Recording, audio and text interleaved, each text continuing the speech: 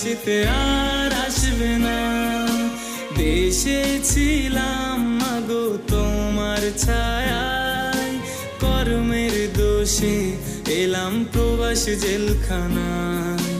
দেশে ছিলাম মাগো তোমার ছায়ায়, কর্মের দোষে এলাম প্রবাসী জেলখানায়।